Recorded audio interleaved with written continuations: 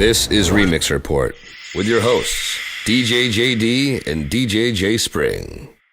Today's video brought to you by yourdjlogo.com. Get your new DJ logo today.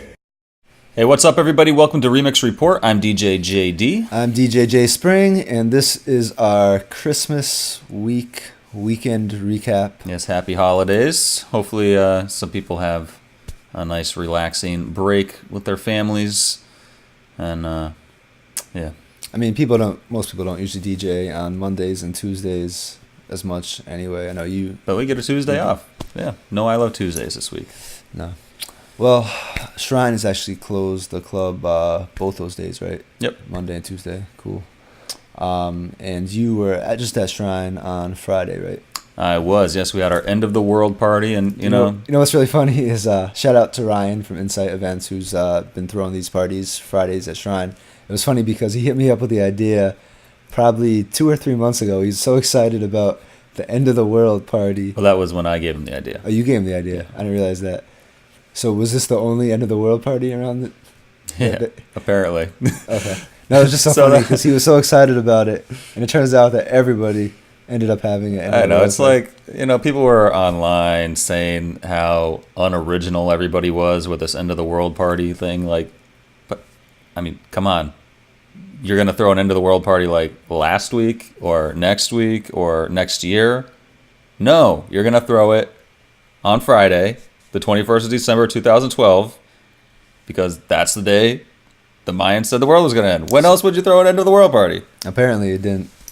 It didn't, thank God. So we're still here, and we had a great party. So, I mean, a lot of people came out. It was definitely one of our busiest Fridays we've had in quite a while. And Steve Teft came out to celebrate his win on Ink Masters, which is a Spike TV show about tattoo artists. He's a local tattoo artist and a really nice guy. Not local anymore? Yeah, international. Or at least national. I hope those people who were talking shit saying that it's unoriginal to have an end of the world party weren't the same people on Facebook who were saying, "Oh, I guess the world didn't end." Like, yeah, like that. How many people said that? How many people can use the same joke over and over again and just keep posting it on Facebook like they're? I never understood that. But anyway, it wasn't original, but it was fun. So shout out to everybody who came out. It was great. Any chance to have a party? Then Saturday night, last night, because we're shooting this on Sunday this week, I was at a new bar restaurant in Providence called Cersei, I believe is how you say it. And it was definitely a fun night. Definitely a really nice venue, really nice people, a little older crowd, but really good-looking older crowd, and definitely had a good time there. So I see in the list of places where you were this week, the last one says Shrine, and in parentheses, it says my mom. So explain that. Yeah, so... my mom, his mom. My mom. My mom is coming out with her friends to Shrine tonight, where I'll be DJing.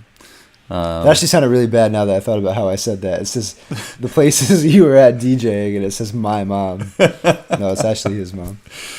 So, yeah, we flip-flop DJing Shrine every Sunday. So this is my week, and my mom's been trying to plan a night out with her girlfriends from church and work and stuff to party out at Shrine and listen to her son DJ. So tonight is that night. Would you rather have her on a slower night? I mean, tonight could end up being a little bit busier than a normal Sunday, but would you rather have her on like an off night like tonight, or would you rather have her like on a Tuesday where she's kind of like hidden in the crowd and like tonight? No, I think a night like tonight is definitely the best bet. Like, because there's not a lot of workers there? There's not a lot of people usually. It could get busy tonight because of the holiday, but I'm actually going to start a little early for them even because they aren't going to stay all night, which is probably for the best. So any drinking? I'm sure they'll probably be drinking a little bit. Okay. So I think a slow night like this is probably better because I can really cater to them and play just like that like Waka Flocka wedding style, older like disco kind of stuff too, and not French Montana. Pop that might work its way in there in between the Bee Gees and some Carole King or something. All gold, everything. Trinidad James. So it should be interesting. I don't think Papa Molly, now I'm sweating. I don't think she's ever been there with friends, like really dancing. Jason, play the Molly song. The DJ JD personal edit. Yes. Yeah. So we'll see how it goes. Should be interesting either way. Hopefully they'll have a good time. So how was your weekend? My weekend was pretty good. I was at Scorpion Bar on Friday. That was probably a little bit slower than a normal Friday. I think this whole week is kind of hit or miss. All the college kids are back, and I think some of them are going to local bars probably to catch up with their other friends. It wasn't terrible. It was a decent night, but just not as busy sometimes as it can be. Saturday I was at the Russian Lady in Hartford, and that was one of the crazier nights I've had there. I mean, that might have been the busiest night I've ever been there, and it's usually very busy. I actually had a drink spilled on one of my turntables, which kind of put a little damper in things. Was it like a full it water was, and all, or like? Well, I don't think it was a water. No, And it was like a girl had it in the air. Someone hit her hand, and it just kind of spilled. It was full when she had it, and it kind of just went a good amount on my turntables, and unfortunately, most of it landed on the pitch control area, which is like the worst possible place. So hopefully, I'll have to see how it is when I try to use it again. Maybe I'll have it cleaned before then. But it was just very annoying. How do you go about to clean a pitch control like that? No, I mean bring it in to have it professionally cleaned. Yeah. Trust me, I have no idea what goes on inside those turntables. And I don't like taking stuff apart. So, but besides that, it was a pretty good night. They liked a lot of house, and it was a good crowd that night. And the Scene Kings remix of the Alicia Keys "Girl on Fire" just murdered it at the end. Dope remix. So shout out to the Scene Kings. Very nice. You can actually get that one on our Weekend Weapons. Sweet. All right, let's get into some news things here. First of all, Kesha Die Young seems to have taken a bit of a hit on the charts and on the radio, probably due to people not wanting to play it after the horrible shootings that we had in Connecticut last week. Can you imagine if Pumped Up Kicks was like at its peak when that happened? That song would have been really horrible. Yeah. TMZ reported that it had been reaching 167 million listeners on the radio, and that dropped about 19 million down to 148 million listeners over like the course of 4 days last weekend, and then it has dropped from number 3 to 4 on the Billboard Hot 100 chart. Could possibly be due to that as well. You know what's crazy is I was just thinking about Pumped Up Kicks more, and I can kind of understand the artistic value, I guess. Like, I mean, you're allowed to make horror movies like Texas Chainsaw Massacre and stuff. Doesn't mean you're like encouraging that stuff. And same thing with Pumped Up Kicks. They wanted to take a look at it through the eyes of a killer. But at the same time, think about it this way.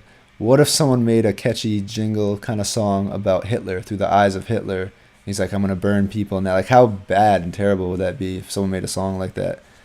So think about Pumped Up Kicks kind of that way, like it's through the eyes of something terrible. So, I mean, I don't even know how to think about that song anymore after this. And I do see the artistic reasoning behind it and all of that. And, I mean, I don't think inherently it's a bad song. But what if I made a song? But obviously, it's not appropriate to play it. What if I made a song through the eyes of Hitler, mm-hmm. and it was just in that catchy kind of happy tune, and I'm like, I'm gonna throw people in the gas chambers, and I was just whistling in it and singing. You don't think that would be kind of in bad taste?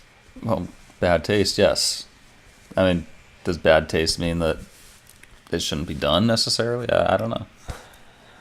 I mean, it's. I mean, they are two different things, because I guess if you made a song looking like through Hitler's eyes, it would be based on the past and something that already happened, and Foster the People weren't necessarily talking about any particular event. Well, exactly. Like, yeah, I mean, that singles out a particular known evil figure in history compared to But at the same time, there have been events like what happened in Newtown before. Obviously, Columbine and that movie theater and Too many stuff others, like that. yeah.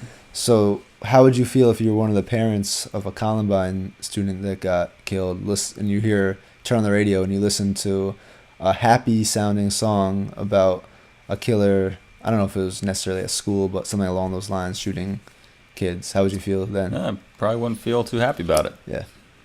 No. So, I can because I don't feel too happy about it doesn't mean that other people aren't allowed to use their artistic. But what's allowed and what's right is two different things. True. I mean, I don't necessarily. I played the song all the time back when it was popular. So I mean, I'm just trying to play kind of devil's advocate and kind of see. I think it's fair. I mean, it's definitely an interesting discussion to have because it is kind of like, as we mentioned the first time. I mean, was it ever right to play that song? Exactly. If it's not right now, I mean. But then if it's not right to play that song, how many other songs is it not right to play? I mean, there's so many. Yeah, where do you draw the line? You know, Fuck the Police, NWA, like shit like that. I don't know, like just so many.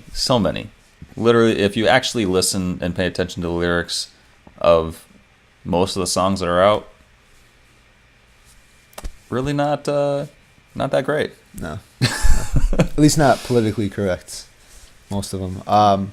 Or morally correct. One thing we talked about last week was DJ Shadow being kicked off the decks at Mansion, and they apologized. They put the blame on their promoter, I believe. Yeah, I'm pretty sure. Let's see if we can pull that up real quick. I mean, I don't understand why they have to apologize. I don't think they ever apologized to Dennis Farrer, did they? Not that I recall. And they say, we offer our most sincere apologies to DJ Shadow and his fans for his set being cut short at Mansion this past weekend. The error should not have happened and will not happen again. So, DJ's now at Mansion. You can play whatever you want. Well, I want to know. I mean, was his set working? Well, it says, especially as we pride ourselves on creating an environment that cultivates and respects innovators such as DJ Shadow. We have learned a lot from this error and made changes within our organization to ensure that Mansion's vision and the vision of our guests will never be compromised again. I mean, if I had to take a guess, I would say they're just doing that because of the backlash, not necessarily because they believe what they say. I mean, sometimes you might have to put your pride aside and say something that's good for business. And I mean, it is quite possible that a promoter who was leading that night did this as opposed to someone who actually works directly for Mansion. But if the promoter did it, why did he do it? Did he do it? Was the crowd going absolutely crazy, loving everything that Shadow played? And he's here's the thing about like someone like Shadow. I've seen him play before, and this really reminds me of. I'm not sure how many people went and saw the Scratch tour when the movie Scratch came out back in probably 2002, 2003. Was that the movie you gave me to watch? Yes. Okay. Must-see movie for any DJ out there. Really, really good. And they did a tour with a lot of the DJs involved in the documentary. Went around, and I saw them at Avalon at the time in Boston. And it was like Hubert, Z-Trip, pretty sure Shadow, and just a bunch of guys. And this is not a dance show. It's not a dance like clubby show. It's a DJ performance show with, yes, mixing and all that kind of stuff going on, but it's more like sit there and watch these amazing artists do something amazing on stage that you never get to see. And Shadow, I see, as that kind of DJ. I mean, obviously he plays dance sets, but he really is incorporating a lot of other things into his DJing and doing things that you don't see normally. He's definitely avant-garde and not doing your normal stuff. So even if the crowd is not sitting there with their hands up going crazy, that doesn't necessarily mean that they're not appreciating what he's doing. So because there's a lot of people that will go see someone like DJ Shadow who are like hip-hop heads or whatever. Like, they're not there to rage. They're there to enjoy the music and just enjoy the show, which is a totally different atmosphere than you expect from going to see Swedish House Mafia. Oh, of course. So, I mean, yeah. This what was the crowd like that time? So it's all just speculation. We weren't there, but who knows? That's my take on it. 10 hidden Serato itch tricks. I don't know if you know this or not. but Itch. They call it that as opposed to like Serato Scratch Live. I just thought I would fill you in on that. Interesting. Yeah. I'm surprised you picked up on that. Yeah, This is I was thinking. taken from Digital DJ Tips. Definitely a great DJ site based in the UK that has a lot of great information. So they put this 10 hidden Serato itch tricks out, which probably translates to Serato DJ now also. The most interesting one that I found on there that I had no idea about was you can type in a code, which there's a video link here. Shows you how to type in the code. And it will allow your waveforms. Your Serato waveforms are multicolor, and those colors correspond to the frequencies that are playing. So like bass frequencies are red, really high frequencies are white, vocal frequencies are green, things like that. Now, if you're playing in Serato Scratch Live and you adjust the EQ knob on your mixer, turn the bass down, nothing changes on your waveform or anything like that. But if you're using a controller with Itch and you type in this code, if you EQ the bass out, it will show that change in the waveform. So the red colors will go away, showing that the bass has been cut out. And this is important because? Well, it lets you kind of visually see what's going on a little better. Maybe you're really drunk and you forgot that you EQ'd the bass out, and you wouldn't know because you're not wearing headphones. You're just watching. That's the only way you can know. Quite a scenario. Now on to Mixed in Key 5.5. They just came out with a little new feature where it tells you how energetic a song is.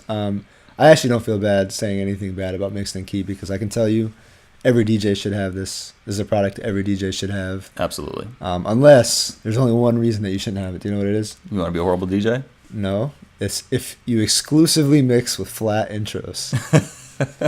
And you don't do any remixes. So if you just play out and it's exclusively flat intros, then you don't need Mixed in Key.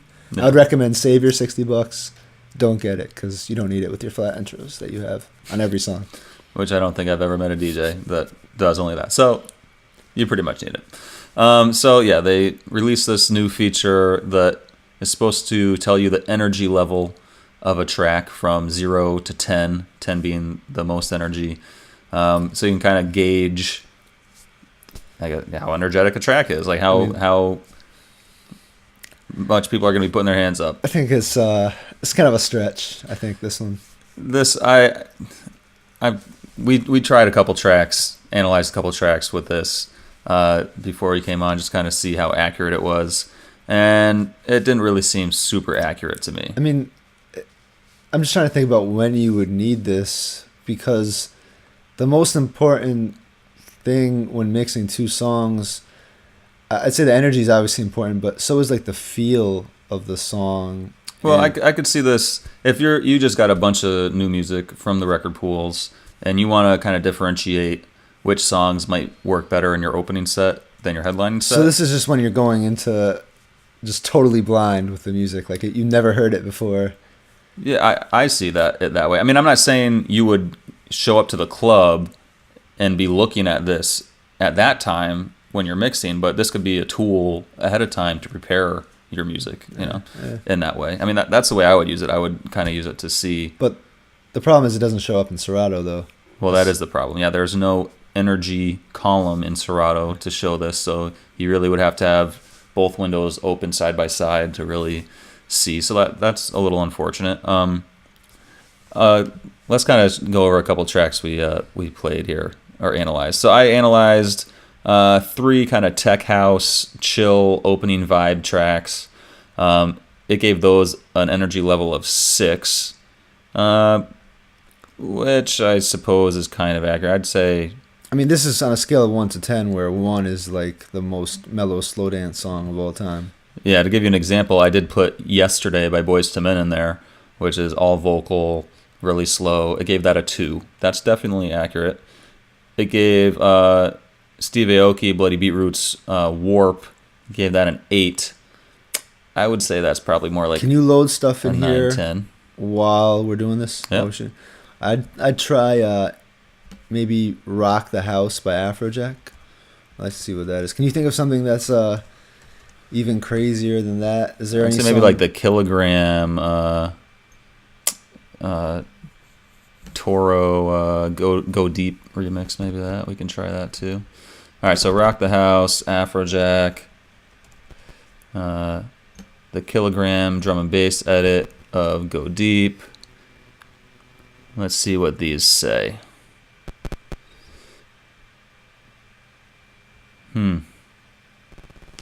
It didn't give an energy level for the Go Deep for some reason. It's still processing Rock the House. So I also put in, let's see what else. Where's Your Head Been, the DJ Scene mashup. It gave that a 6. I mean, that's definitely way more energetic than that. Afrojack Rock the House also gave an 8. And it's giving a lot of really high energy tracks 8s, which... Try this one. Try, do you have the Damian Marley and Skrillex Alvin Risk remix?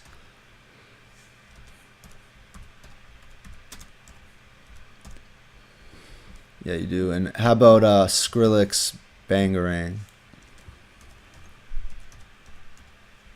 This is like live remix report experimentation going on right now. So we'll see what those two... So, I mean, well...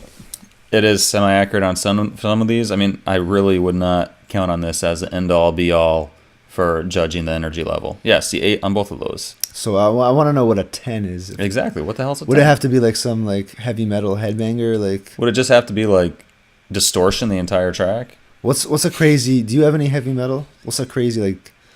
I can't think of like Slipknot or something. Yeah, like, just like a 200 BPM song. Like what about what's that Green Day song that's like 200 BPM? I don't know. I think we made our point at this point. But yeah, so interesting feature. I think it definitely needs to be tweaked to be a little more accurate. What's that song? Wake Up. Who sings that song? Oh, that's yeah. It's not called Wake Up. It's Seraphine did a remix of that. Oh my why can't I think goodness. of this? We're definitely getting old if we can't remember the names of this stuff. I can picture the guy. System of a Down. System of a Down, good call. That's got to be up there, no? That's got to be at least a 9. That's Chop Suey. Chop Suey, right? Well, you know what? I wonder if it kind of averages stuff out, like, because you know how Chop Suey has like kind of a chill part. I wonder if it averages it out to get the algorithm. Because I could see that bringing it down a little bit. Because Chop Suey is definitely, it should be maybe up it does there. that with the house stuff though. Should be up there. Drum roll. Wait for it. Drum roll. 6. A 6. Wow. See, I'm not convinced. No. I'm sorry. I'm just not convinced. I like the idea behind this very much. I think the only way to it's a do little this, early to release it. I think you'd have to have someone working for the company to just grade every song. You have to listen. There's no way a computer can tell you. I don't agree with that. No. But it would be very difficult to make it really accurate. In other news, Calvin Harris just went platinum. That's right. His album 18 Months finally platinum here in the United States. It's pretty big news. So congratulations to Calvin. We had a small little DJ beef. Sebastian Ingrosso took a little stab at DJ Sneak, who had taken a stab at Swedish House Mafia in the past. He said, "To be honest with you, Sneak is a smart man." This is what Ingrosso was telling In the Mix. Is that a magazine? Online blog. Yeah. He said, he just went on us because he was... Oh, I'm sorry, I can't even read my contact. I'll let you read this. My contacts are going crazy. So Ingrosso said, Sneak just went in on us because he gained around 7,000 followers in 1 week. So that's just smart marketing. At the end of it, he said, that said, he still thinks he's a fucking douchebag. And how can you hate someone's music? It's weird. If you don't like it, don't listen to it. Don't punish yourself. So I agree. Smart words from Sneak is a little outspoken, and I think think Ingrosso's definitely onto why he may be outspoken. It's good it's like, marketing strategy for some people. I mean, this is what rappers do all the time. They try to go at the bigger rapper, hoping he says their name and responds to him, and just that's a good way to get their name out. Yep. AOL.com. I hate AOL.com. Remix Report is so much better than Huffington Post. We're better than TMZ.com. Better than all of them. Yeah, you guys want to come at us? Let's Bring go. it on. Bring it on. We'll go. take you. You think they're going to respond? You think they're going to have a press conference? Probably. Yeah. They'll probably interrupt their Christmas morning and just have a press conference about this. NBC, ABC, Fox, MTV. We don't like any of you, and you guys all suck. Hopefully no one takes that clip and puts that out of context somewhere on the internet. Yeah. All right, a new piece of software or website called Promo Push recently released. It's a music promotion service. From what I could tell, you put your song on the service, you pay per song, and then they have like a rating system. They have even a way you can watermark your song so that if it shows up on other sites or download sites, you can kind of track it, get it taken down, and even see who the person is who leaked it, because there's probably different little watermarks for each download. So it's definitely some cool features. £15 to have your song up there, and then £5 to do the watermarking and tracking of that. Supposed to kind of help promote music and stuff like that. So maybe check it out. I don't know. Cool. All right. Now the interesting part. Yeah, there was another DJ beef, I guess, this past week involving a couple people, one of who we're both friends with, and Crooklyn Clan artists, and someone else who I recently talked to as well. Just basically over the whole remix site and how much credit should be given, and who deserves the credit. And this really comes down to DJ ethics and just ethics when you're remixing and making bootlegs and things like that. Kind of comes back to the whole bootleg rage thing. It really does. If you haven't seen the bootleg rage post, that was one of our very first posts on the site, kind of talking about pretty much the same exact subject in a lot of ways. Definitely go check that out. It's a great read. Stuff has changed a little bit since we made that post, but probably not as much as it should have. And I don't necessarily know if it was our friends who didn't give as much credit as they probably should have. I could say as they definitely should have. But as they pointed out, it is kind of the culture nowadays, and they were just kind of feeding into that. So I mean, unfortunately, that doesn't really solve the problem. No, it doesn't, and they're definitely not the only guilty ones here. And they did apologize, certainly, and I'm sure they definitely feel bad about the situation. So the gist of it is, and there's so many people out there on the remix sites, not on the remix sites, that are, especially for transitions and segues, which is part of the reason we hate a lot of segues and transitions, is you really don't know who to give credit to for a lot of the work in those transitions, because they'll take a house version of a song, a house remix, they'll take the original version of the song at the original tempo, and then they'll transition between the two somehow. But a lot of times they won't give credit to the person who did that house remix of the song. And the main problem here is that some people can be confused over who did what work when you buy the transition. Very easily confused. I was at first for the longest time, some of the stuff that I buy from the remix sites, and then I would assume that the remixer from the sites did everything, and then I would log on to DJ City one day and I'd hear the second part of what they did, what they transitioned to, as its own track, and I'd be like, wait. I'd be like, oh, that's where they got it from, and it would just blow my mind. And I remember actually, you know what? I told another one of our friends one time, this is a different track, this is probably a few years ago, And I called them and I was like, hey, someone on another site stole your work, and you're not going to believe this. They just jacked part of your transition that you made. They just jacked it, and they're selling it on this other site. So he took a listen, and he was like, oh, no, they didn't jack me. They just used the same thing that I did. And I was like, wait, what? And they're like, oh, no, this is this dude's remix. He just used it too. And I was like, oh. And that was when I first realized kind of what was going on. It's just it's plagiarism is really what it is. I mean, you're taking someone else's work and putting it out as your own without giving them credit. I mean, again, it's not an excuse, but in defense of our friends who started this, it's kind of what's been going on, and it has. It's almost become acceptable. So they were just kind of playing along. Again, it's not really an excuse, and I'll talk to them about it, and they were definitely sorry.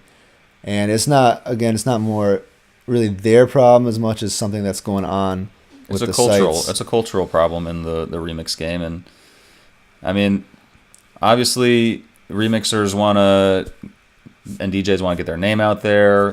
One of the best ways is to do these bootlegs and edits, and it's so easy to just put your little tag at the end of it without putting the original person's credit. I mean, sometimes if you add both of those tags on the end of an MP3, it just gets so long, it seems like ridiculous to have all that information there. Well, in the doesn't make it Bootleg right. Rage post in the comments, Cold Blank left us a comment, and they said this is the proper way to tag stuff. Maybe we can somehow highlight their comment and show it. But I talked to the person who did who originally did the production that was used in the transition, and he said that he's like, you know what, I don't care about the money or anything. I never sold this track in the first place.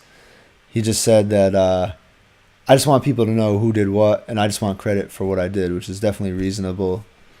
And so it's definitely still something that has to change in the game a little bit, especially I think transitions are the biggest thing. Or you know what, even I actually see it a lot still on bootlegs. One thing is that, especially when you're dealing with house music and people taking maybe a pop song and attaching an electro break to it, or if they're just using an acapella over a house song, sometimes people think of house music still as just a beat.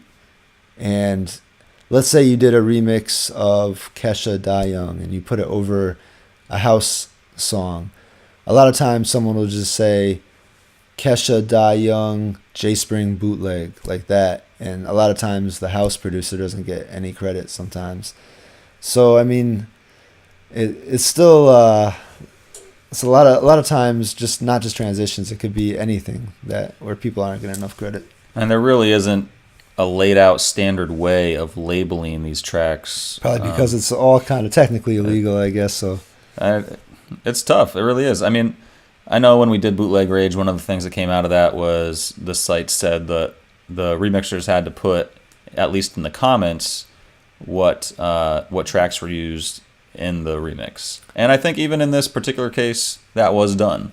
But it's still not front and center enough, especially for a remix or a transition that really is mostly that song. Well, I know our friends here did more than just a simple edit, but remember I was joking about what if the credit on the song, the size of the person's name, the remixer, was done in terms of how much work they actually did with the track. Like it could say this guy's name would be in huge writing and like size 64 font, and then like in size 2 font it would be like so and so bootleg, or because the person making the beat probably spent how many hours on it? 30? Yeah, a couple hours. Maybe more, 30 to make it. You probably spent beat. What, like 20 minutes making that transition? Yeah, so maybe. So I definitely agree and see what the problem is here. Definitely, the game definitely needs to change a little bit. It really just comes down to doing the right thing. Obviously, these bootlegs are a gray area to begin with, but you got to help out your culture. And I mean, these guys aren't gonna do these remixes that you can use in your bootleg if they're seeing all these people steal their stuff and they're not getting credit for it at all. Even if they're not getting paid, they just want people to know. And you're using their track to promote yourself, help promote them too, because they're helping you promote yourself. So, I don't know. It's just, obviously there's a right way to do it, and it's not that hard to see what that right way is. And you just really have to think about it for about half a second and just do the right thing. And I know some people have an attitude like, why can't everyone just get along here? And why can't we just let everybody be successful and stop worrying so much about credit? But you have to understand, for the people who haven't really become established yet, who are still working their way up, and even the DJ who did the original production here he's well on his way, but he's still not there yet. And like none of us are. We're all trying to get to the David Guetta level. Until you've really made it and you're making like tons of money and everyone knows, the whole world knows you're still on your way up. It's like you still want that credit. And so, I mean, it's one thing to want everyone to get along, but I think for the guys who are still working their way up, you need all the credit you can get. And that's why it's just very important. Yeah. So, obviously, this is something we really would like to hear your thoughts on. Maybe let us know the way you think tracks should be tagged. Like, what's the proper labeling? And I don't know. It's tough. It's a tough one. It is. Things have changed a little since Bootleg Rage, I guess, but I think they still need to change a little bit more. Absolutely. Yeah, so definitely let us know what you think. You can always email us, remixreport@gmail.com, but even better, the comments right below. Absolutely. And also, we are working on a redesign of the site, so let us know your thoughts on things you would like to see Coming soon. technically on the site. Not necessarily features as in we want Rocket Rant back, not that kind of stuff, but things you'd like to actually see physically on the site to help navigate it better or just be a cooler looking site. So, I want to know what DJ Douchebag thinks about trap music. Yeah, that too. That'd be awesome. And everybody, please have a happy and safe holiday. And see you next time.